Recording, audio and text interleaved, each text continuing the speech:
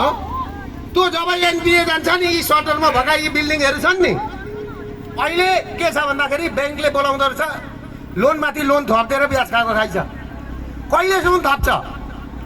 म के भन्दैछु 20 लाख भन्दा मुनिको गरिबको लघुवित्त र सहकारीको ऋण मिना गरिदिउँ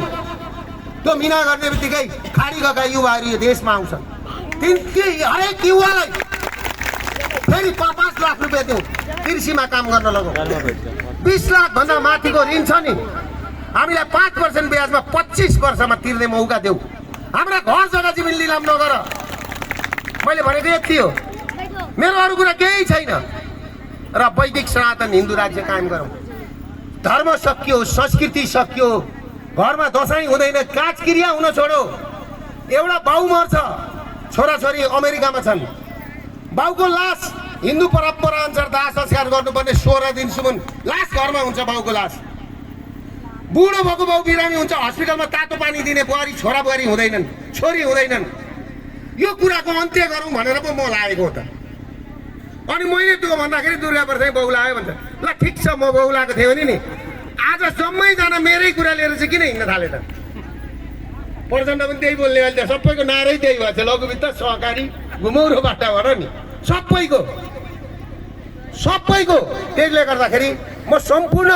मेरा दाजुभाइ तथा दिदीबहिनीहरूलाई म के आग्रह गर्न चाहन्छु भने यो व्यवस्था परिवर्तन नगरिकन यो कम्युनिस्ट भनेको त के रहेछ भन्दाखेरि नि 2028 सालमा मेरा हजुरबुवाहरूलाई काटेकै झापामा काटेर मारेका नि छपछपी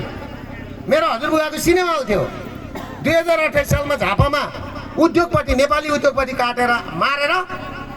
अहिले आएर मारवाडीसँग पार्टनर गर्ने र विदेशमा लगानी गर्ने फेरि आफ्नो देशको पैसो विदेशमा लगेर लगानी गर्नेलाई नै एमाले भन्दो रहेछ कम्युनिस्ट भन्दो रहेछ अब के भने 7 गते पोहोर मङ्सिर 7 गते युवा सङ्घले आन्दोलन सुरु गर्यो हामीले 1 वर्ष अगाडि भनेको थियो नि अनि केपी ओलीले के भन्यो भने नि मेरो यो त युवा सङ्घ भनेको अन्तरे छोरो भने ल ठिक छ अन्तरे छोरीसँग भिडौँला भनियो भिडियो होइन देखियो नि अन्तरे छोरो महेश बस्नेतको हालत अहिले मङ्सिर 7 गते हामीले 4 महिना अगाडि कार्यक्रम घोषणा गरेको मङ्सिर 7 गते अराजकता विरुद्ध जनजागरण कार्यक्रम अरे म केपी ओलीलाई के भन्छु भने मङ्सिर 7 गते नै दुर्गा प्रसाद भर्सेस केपी ओली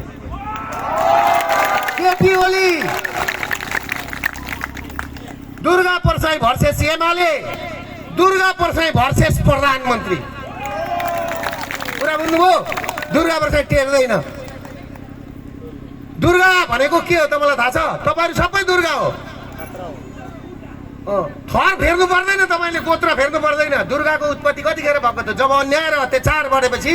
भगवान विष्णुले माता दुर्गाको उत्पत्ति गरेर नि राक्षसहरूको वध गरेको थियो त्यही भएर आफ्नो घर आफ्नो परिवार देश जोगाउनको लागि एक घरमा एउटा फोटो दुर्गाको राख्नुहोस् आजदेखि र एउटा झन्डा राख्नुहोस् नेपालको झन्डा अघि गुरुले भन्नुभयो हिन्दू भनेको चन्द्र र सूर्य भनेर मैले पनि आज बुझेँ आज थाहा पाएँ केपी ओलीले चाहिँ हिन्दू भनेको क्या हो भन्थे उता क्रिस्चियन हो नि त अनि होली वाइन खाने पादरी अब यति भनेपछि यो हाम्रो यो भिडियो गर्नेलाई पनि के गरेको छ तपाईँलाई थाहा छ आज अहिले केपी ओलीको विरुद्धमा बोल्यो कि पुलिस लगाइहाल्ने हामीलाई यो पत्रकारहरूलाई